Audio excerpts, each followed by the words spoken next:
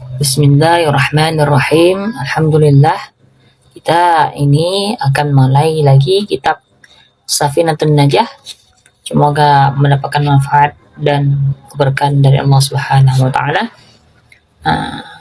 Qala al-musannifu rahimahullah nafa'na bihi bi 'ulumi fid dharain amin rabbal alamin. Faslun.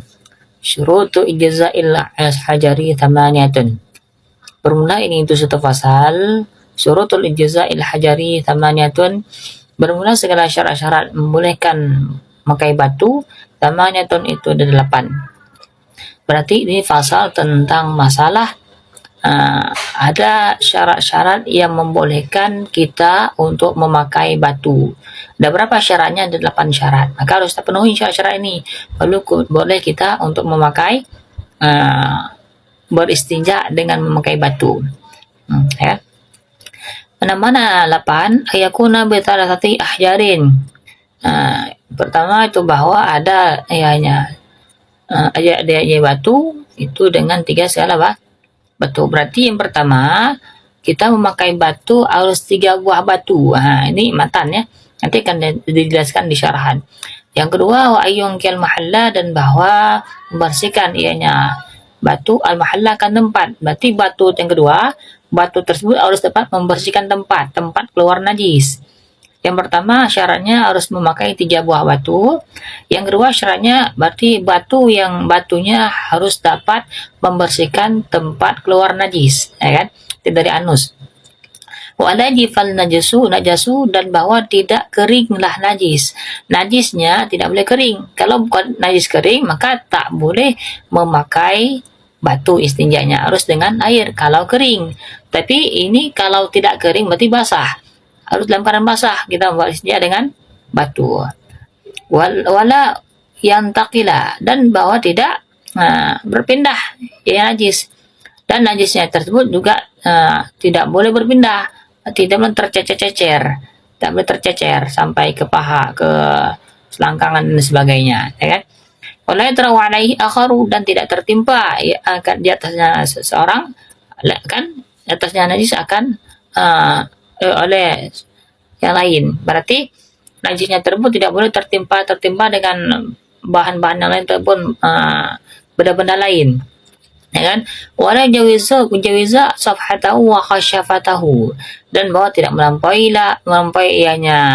najis akan safhah dan khashafah. Safhah itu ialah ra'sul zakar, yaitu kepala zakar, sedangkan khashafah yaitu zahir arjul mar'ah, itu yang zahir para perempuan. Jadi tidak boleh melampaui ke tempat-tempat tersebut, harus tetap di pada tempat keluar najis, ya kan? Wala yusibahu ma'un, dan bahwa tidak terkena dan tidak terkena akannya najis ma'un oleh air. Berarti najis yang keluar tadi tidak boleh terkena air. Kalau dia terkena air maka batal hukum boleh bersihnya dengan batu. Wa antakun al-ahjaru tahiratan, dan bahwa adalah batu, segala batu itu tahiratan, itu suci. Berarti batu yang kita gunakan suci. Tapi berarti kita ambil kesimpulan dari pasal ini, syarat-syarat yang membolehkan kita dengan istinja dengan batu ada 8. Yang pertama, batunya harus terdapat 3 buah batu. Yang kedua, batunya tersebut harus dapat membersihkan tempat keluar najis. Yang ketiga, bahwasanya najisnya tersebut tidak boleh kering, berarti harus basah. Yang keempat, najisnya tersebut tidak boleh tercecer, tidak boleh berpindah-pindah. Yang kelima, berarti najisnya tersebut tidak boleh tertimpa dengan bahan-bahan yang lain ataupun produk-produk yang lain, ya kan? Yang keenam, berarti najisnya tersebut tidak boleh melampaui, berserakan sampai ke tempat safhah ataupun ke tempat hasyafah. Safhah itu yang bagian depan, dan bagian depan bagi para laki-laki, dan hasyafah itu bagian depan para perempuan. Jadi tidak boleh sampai tercecer sampai ke tempat-tempat ke depan-depan, ya.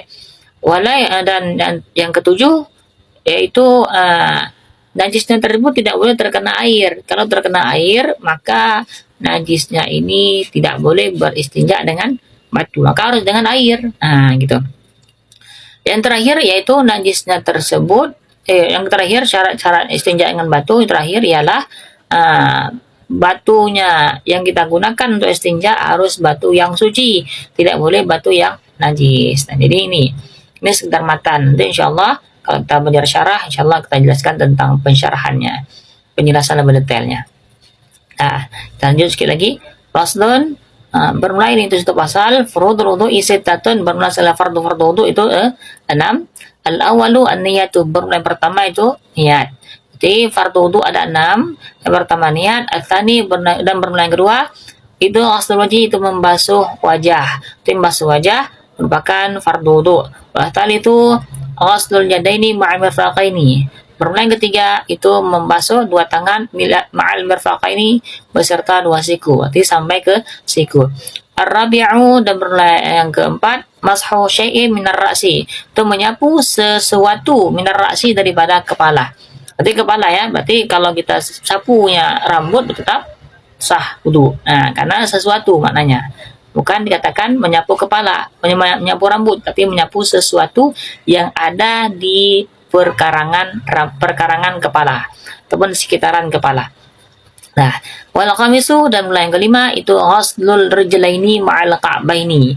Itu membasuh dua kaki beserta dua mata kaki. Hingga dua mata kaki itu merupakan fardu wudu. Asadisu, dan bermulai yang keenam tertibu, itu tertib. Nah, jadi kesimpulan yang pasal kedua ini, fardu wudu ada 6. Pertama niat, kedua membasuh wajah, ketiga membasuh dua tangan beserta dua siku, keempat yaitu menyapu sesuatu daripada kepala, kelima itu membasuh dua kaki beserta dua mata kaki, yang terakhir yaitu tertib. Nah, jadi ini dalam kitab Safinatun Najah, ya kan? Nah, insyaallah nanti akan ada syarahan dalam kitab Nailur Raja, insyaallah.